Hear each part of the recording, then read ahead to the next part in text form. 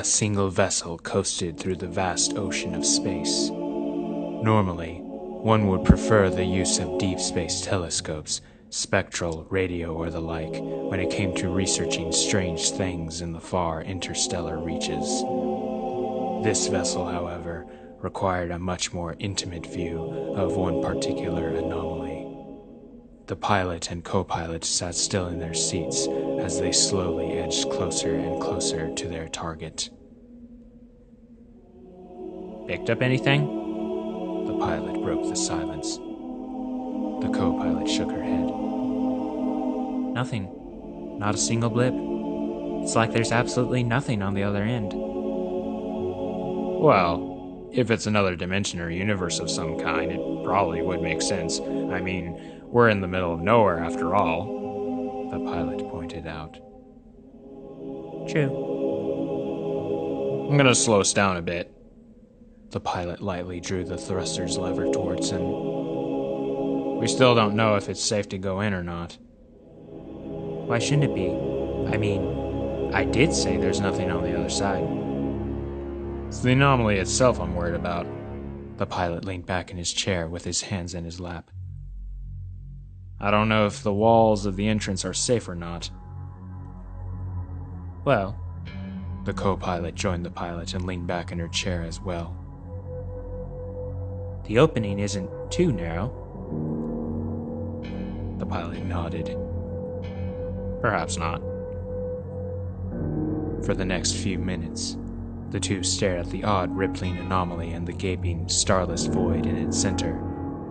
With great uninhabited depths behind them and a great unknown before them, the question of whether or not escaping, should they proceed, haunted both of them.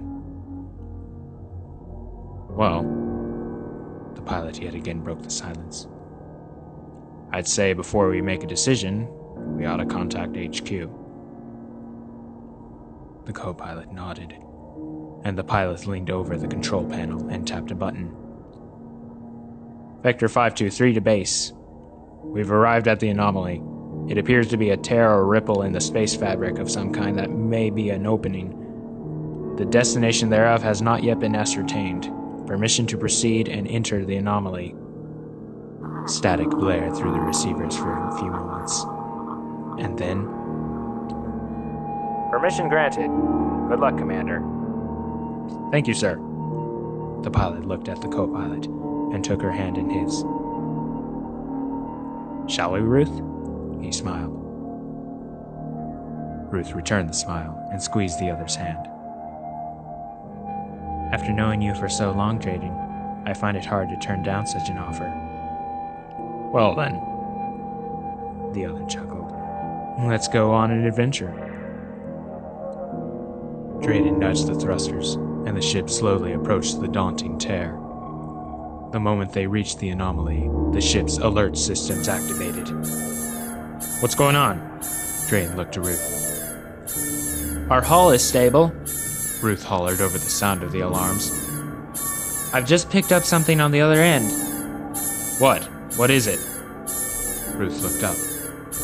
"Possibly that." Drayden looked where she pointed.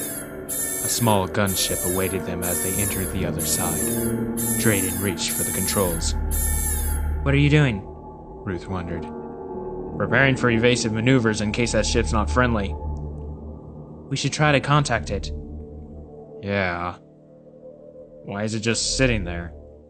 Is there anybody alive in there?" Ruth shrugged before she tapped on the panel, but before she could establish communications with the other vessel hailed them.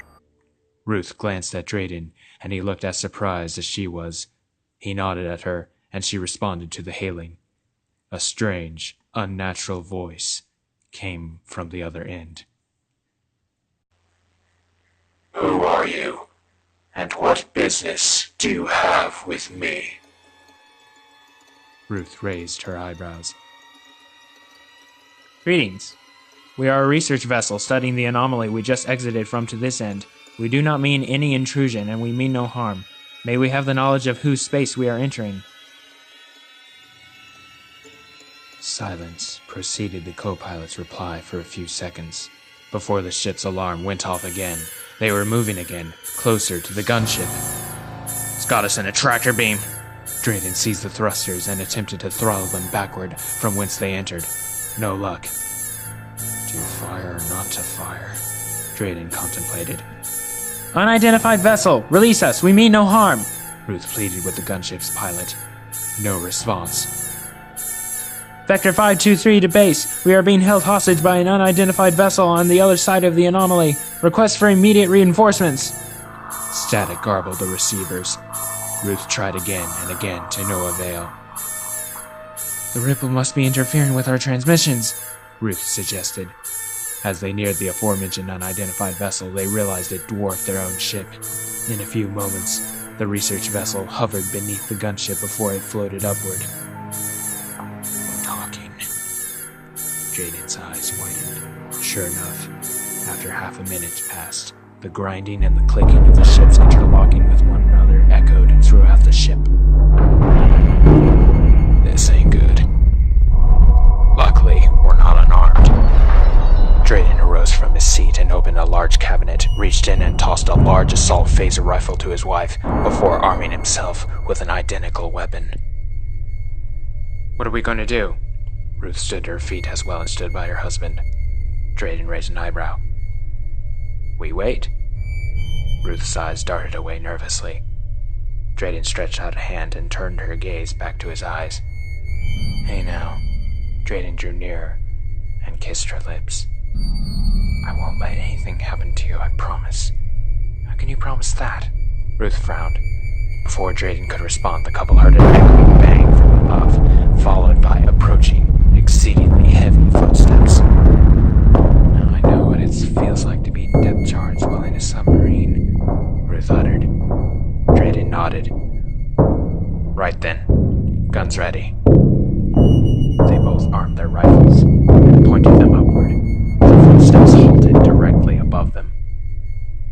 I find it hard to believe that only one person is aboard, Drayden whispered. Suddenly, a sound that could only belong to a beam of some kind rang in their ears, and soon enough they both could see a sizzling light emerge on the roof of their vessel. Drayden felt Ruth's body press against his.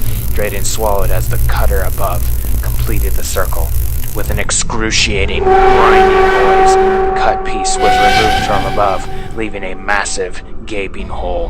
The two panted heavily yet quietly, wondering frantically what unspeakable horror stood above them. They nearly jumped out of their skins as a tall, sinister figure dropped down and landed in front of them with considerable weight.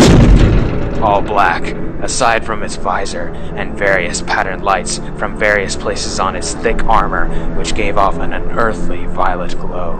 In place of its right forearm, a weapon, large spheroid shoulder pieces, and the most surreal of all, a violet, vapor-like mist emitted from it. What is the meaning of this? We told you, we came in the name of science, no other. Drayden was the first to speak. You're afraid, observed the figure, with that same unnatural voice the two heard earlier. You have reason to be. Your weapons are useless. Yeah? Drayden returned defiantly and popped the intruder's head with a ball of pure plasma. The dark figure appeared entirely unfazed and mocked the pilot with a deep, chilling laugh. I commend you for your marksmanship, it vocally sneered. Sadly, I too am a good shot. In a flash, the figure raised its arm cannon and fired directly at Ruth's torso. She cried out in agony and fell to the floor. Drayden dropped down with her, clutching and pressing her against his chest. With grievous and enraged tears streaming down his face, he glared at his wife's murderer. Why did you do that? He demanded. What did she do to deserve that? Who are you? A nightmare, the figure replied coolly. One from which you will never awaken. And with another blast, Drayden lay dead, with his head resting against that of his wife. Satisfied, the figure turned and leapt out of the vessel and detached its own from it. The vacuum of space seized the corpses and hurled them into oblivion. Then the figure emerged from its vessel yet again, but in open space. It peered at the ghost vessel as it drifted off before extending its arm cannon one last time. A blinding orb blasted out of the cannon and homed in on the vessel, and upon contact, it obliterated it. With that, the figure turned toward the same ripple in space from which the poor couple had appeared. Without even entering its ship, the figure tapped a few buttons on its arm cannon, remotely navigating the ship into the ripple. The figure seethed deeply as it left behind its own universe and entered a new one. You entered mine.